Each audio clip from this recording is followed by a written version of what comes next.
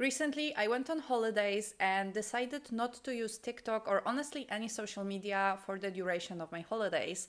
I really kind of needed a detox from the internet, and I felt like, a vacation is a good time to do it. And it was great. Honestly, I would recommend it to anyone to just get off the internet once in a while. But then when I got back, this is the first video I watched. I'll tell you all something that's important to me.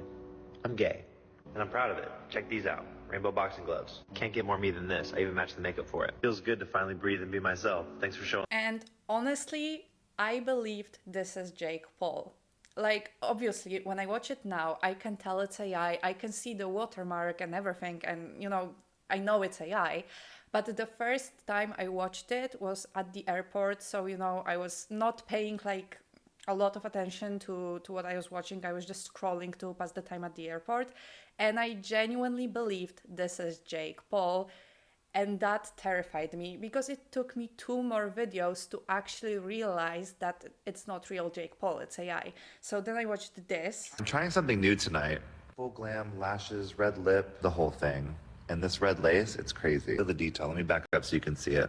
I'm kind of And obviously, when I'm watching it now and I'm listening to it now, I can tell it's AI, but I didn't saw the watermark, I guess. I don't know. I wasn't really paying attention to the video. I guess it's just TikTok, like who pays that much attention to a TikTok? And so this one, I also thought it's true. And then I saw this. All right, I'm going to show you how to do the perfect everyday glam. First step, blush. Yeah, and this gave it away. And then I realized it's AI. But for 2 whole videos, I honestly thought this is Jake Paul. And to be honest with you, I'm not like a huge fan of Jake Paul. I don't really watch any of his videos. Well, maybe I've watched some when I was younger, but right now I don't really watch any. But I obviously know of him, and I know that he is the type of guy to start a controversy to, get more views. So for those first 2 videos, I was kind of shocked at what I was seeing, but I was convinced that it's just him baiting to get more views. But in the past, whenever I saw like an AI generated video, I always instantly knew it's AI generated. Like every single time, I really felt like AI cannot fool me. Even a while ago, there was this video of those rabbits jumping on a trampoline. And even though a lot of people believed that it was real, I didn't. And even though it's like low quality and it looks like genuine camera footage, when I saw those rabbits on the trampoline, I kind of immediately knew it's AI. And what scared me is that with this AI Jake Paul, I didn't have this same reaction, this like gut feeling that it's not real. I just realized by the third video where, it wasn't as perfect, that it's not actually him. And it's not like his weird marketing strategy. It's actually just, generated. And honestly, that makes me so scared for the future of creativity. Now, don't get me wrong, it's not like I just realized that AI is a danger to creatives. Like, I'm well aware that a lot of creative jobs are being replaced by AI. I know how this AI is trained. I know it's trained on stolen artwork without, compensating the artists or even asking them for permission. But I always thought it's just bad. Like any AI video I saw, I thought it's just bad. Like I didn't like it because either it was like too perfect, like too detailed, too polished, whatever, or it just wasn't realistic, right? Like you could tell that the movements are weird, the transitions don't make sense, or like facial expressions just aren't natural at all. And I kind of thought it's always gonna be like this. Like I knew AI was going to get better and better, but I always just thought that there's always going to be that element that convinces you that it's not actually real. And I'm afraid we got very, very close to the moment where that element disappears, when you no longer can tell whether it's AI or not. Now, obviously, when I rewatch those Jake Paul videos, I can tell it's AI, right? Like those videos aren't perfect. They aren't like, very realistic. But for that moment when I wasn't paying complete attention to what I was watching, it convinced me it's real. And let's be honest, how often do you pay like complete attention to what you're watching on TikTok, right? I don't often do that. And then I watched some other Sora videos, and they are realistic. Like, it's gotten so much better. It's scary. Like, for example, Captain, keep your hands on the wheel. You almost wiped out 3 cars back there. Put it in park now. I'm sorry, officer. I just... Don't move. and this video with SpongeBob works because you know it's not real. Like, you know it didn't happen in actual life, and that's why it just looks good in a way. The same with like Michael Jackson stealing your chicken nuggets. Your chicken's looking nice, pal. Woo! Yo, he stole my chicken. Got a crispy treasure, can't slow me down. Hot and golden, I'm out of this town. Move, move, Friday victory, baby. Like, obviously we know that didn't happen for real. Like, we know Michael Jackson didn't steal anyone's chicken nuggets, but like when I look at the movements in this video, it's gotten so much better and it happened so quick.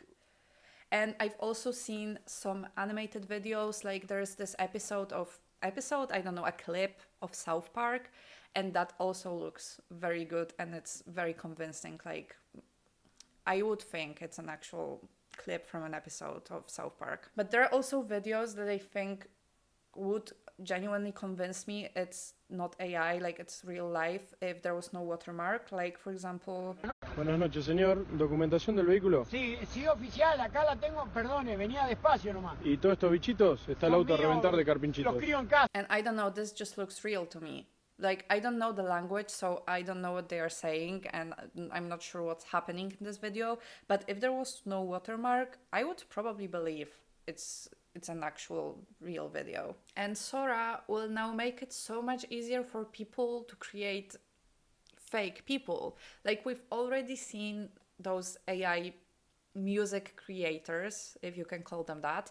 Now there's also this like AI actress. Hi, I'm Tilly. I'm 23 years old, 45 kilograms, dark eyes, brunette hair, and I'll do anything you want me to do. Put your words in my mouth and I'll say them.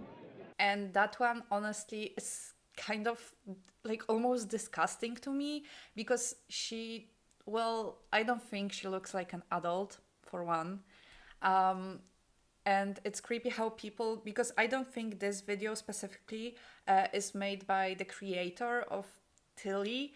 I think it was made by somebody else, and the fact that the first thing they do is they make her say that you can put whatever words you want in my mouth or something like this. It's, you know, it's so misogynistic, it's so disgusting.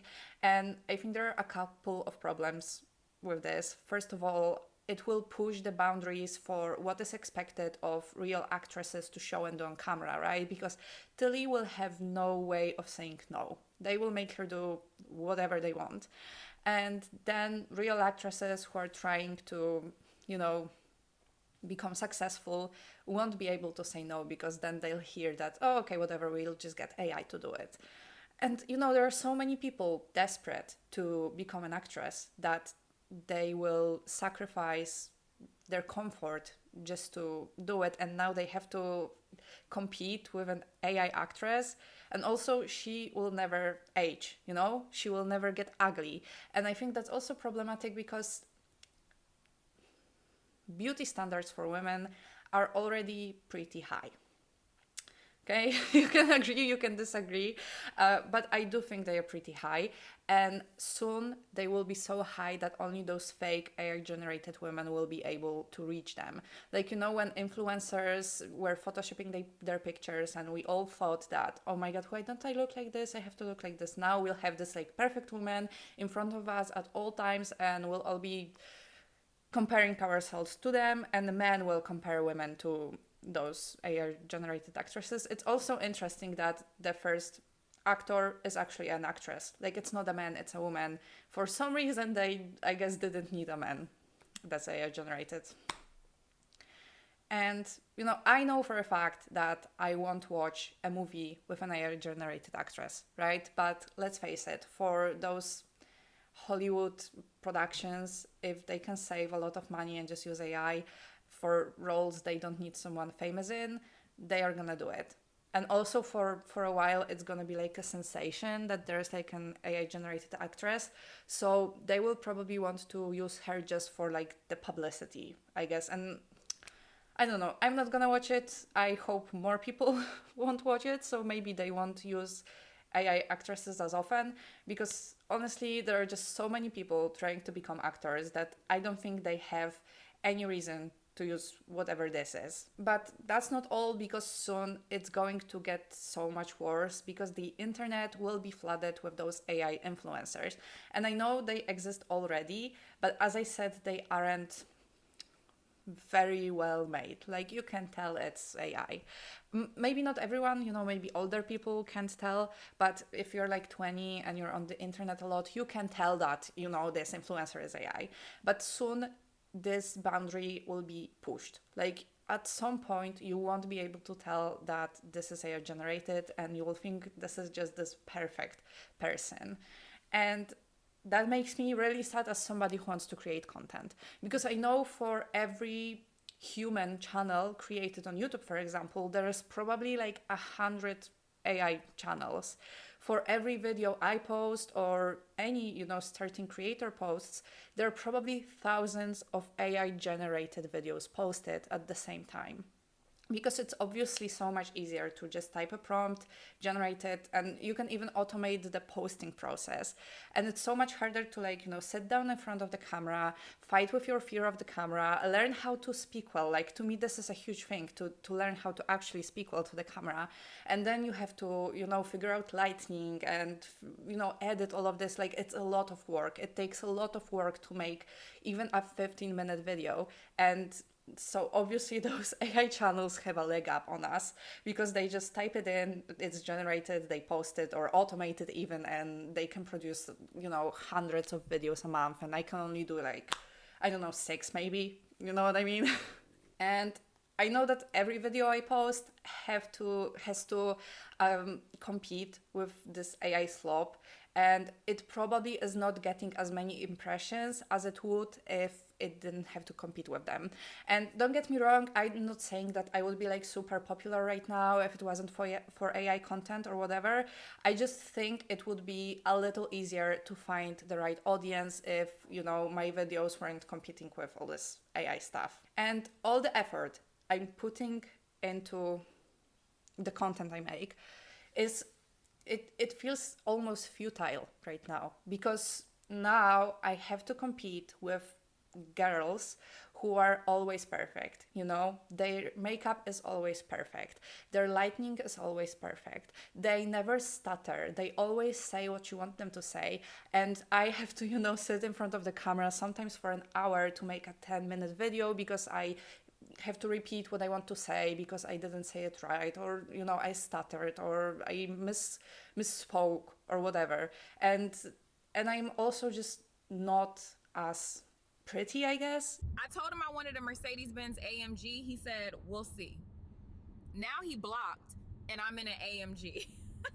Like, those AI generated women are obviously gorgeous. Like, I don't know, nobody would probably generate an ugly person. And I'm not saying I'm ugly, I don't think I'm ugly, but just those women will always look perfect. They will never get sick, so they can make so much content and flood any app they want to, that I'm afraid there just won't be space for human creators.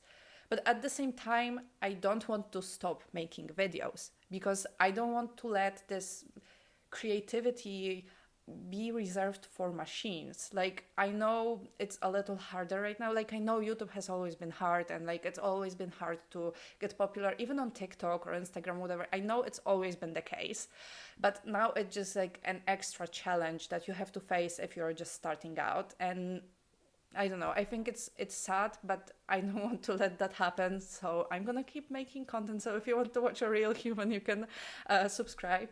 And I would also like to say that if there are any other, starting creators out there who are also, just trying really hard and losing to AI, I would love to encourage you to keep going and keep trying, because I don't want to watch AI slop. I don't want to watch whatever this is. I want to watch real humans. And I've also just started appreciating bad content, like content that's bad quality but made by an actual human, especially now that I realize how much it takes to make even a simple video.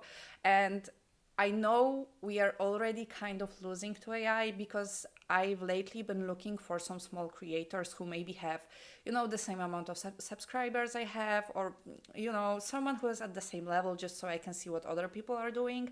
And I can't find people. I just find AI slop. I don't know why, but it just keeps happening, And so if you are a small creator, please leave a comment. I'm gonna check out your account. I'm gonna see your videos. Maybe I'll subscribe if you make, my type of content. Because I want to promote and support humans who do content and who are creative.